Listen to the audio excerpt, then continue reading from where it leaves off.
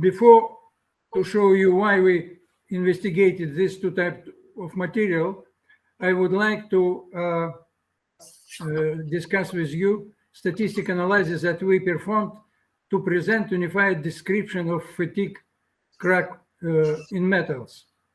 First of all, you know that there were many investigations, different type of materials to relate between to analyze ratio between fatigue limit and different type of material mechanical characteristics.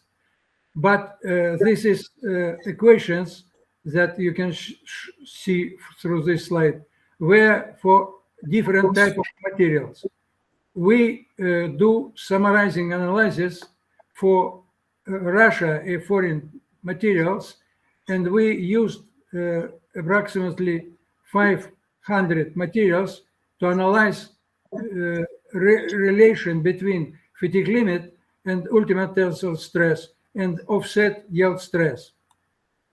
To do this, we used this type of different equations that we analyzed because of good correlation should be discovered for material property between fatigue limit and properties. Procedure of statistical analysis presented this slide. Standard deviation was determined. A probability density functions also was calculated. And I will show you small extract of our results. Through this slide, you can see for Russia alloy, a foreign alloy, for all investigated alloys, dependencies, fatigue limit, sigma -1, and ultimate tensile stress, and yield stress, offset yield stress. You can see that for all materials, there is approximately the same tendency without any difference in different type of materials for foreign or for Russia material. After discussing different type of material characteristic, we discovered that beta dependencies should be considered as fatigue limit and ultimate tensile stress. Through this slide, you can see different materials, steels, aluminum-based alloy, copper, magnesium-based alloys. You see that there is very good correlation between these two parameters. But for titanium-based and nickel-based alloy, there is not good correlation between fatigue limit and ultimate tensile stress. It's specific for material body. This slide shows discovered different type of relations that have good result with standard deviation very small for this type of material. As a result, based on these investigations, we introduced unified description diagram for metals with the bifurcation regions. What does it mean? This box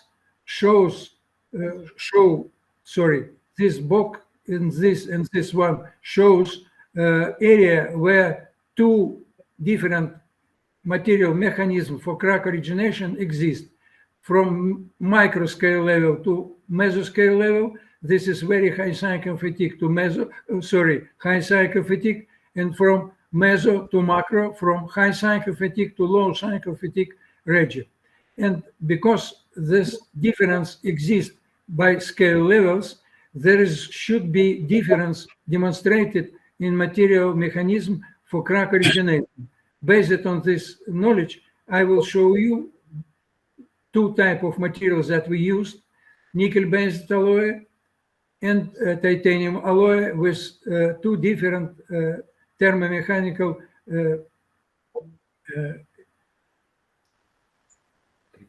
treatments.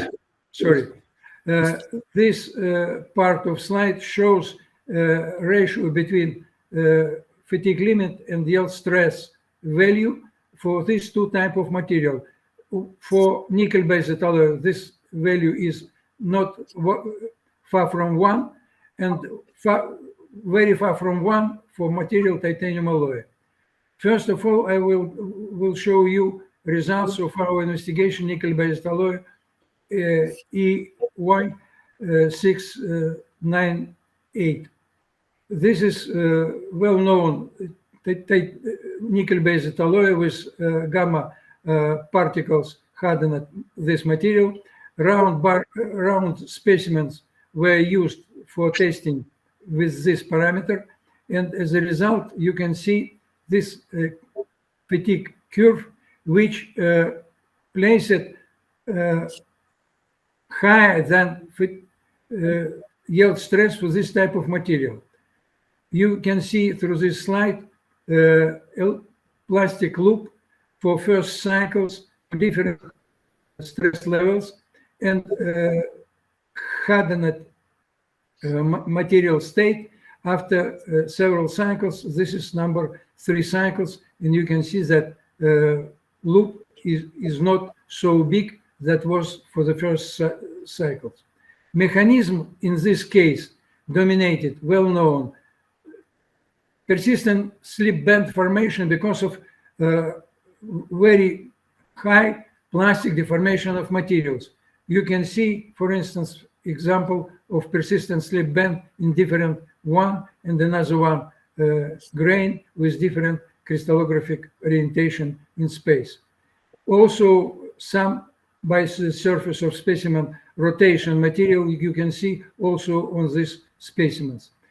Crack path managed this process of plastic deformation with persistent band formation. You can see many facets because of material cracking exists through the grain by the crystallographic plane because of plastic deformation performed by the mechanism of persistent band formation. Another situation exists for titanium alloy. We investigated plane specimen, which shown this slide, with parameter of test this specimen that also shows this slide. A result of this testing shown that in spite of high level of stress, there is not a long time in number of cycles for these specimens, but I will show you that in spite of, there is dominated not mechanism that I've just before discussed for nickel-based alloy. You can see, first of all, that for this all stress levels, up to high stress level, not far from plastic yield stress material, there is no loop. There is absolutely elastic case for material deformation. And because of this, you can see through this slide macro photo of fracture surfaces, and arrows shows place for crack origination. This is one regime of material thermomechanical state, and another one, you can see that crack originates through the flat surface of these specimens. In spite of, there is no evidence is any persistent slip bands, in spite of very short time in cycles, high stress level, because material was cracked not near yield stress, but with stress level less than yield stress. So persistent slip band, this is well-known mechanism for material which deformed not far from yield stress or more than yield stress. For material which deformed on the mesoscale level, there is no persistent slip band. There is deformation, forms specific dislocation structures that govern material crack origination and propagation in this case. That is why we should understand that for material should be considered fatigue diagram in accordance with yield stress. You can see two different diagrams. One of them for low value sigma minus 1 divided sigma yield strength, and for high ratio approximately 1. You, through this slide, can see dynamic for different, sorry.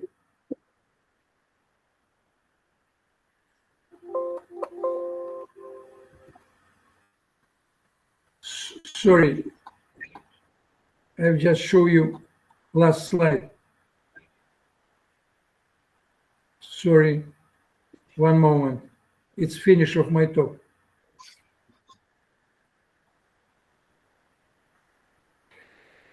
Because of difference in this ratio, sigma minus 1, sigma yield stress, we can see deviation of this diagram.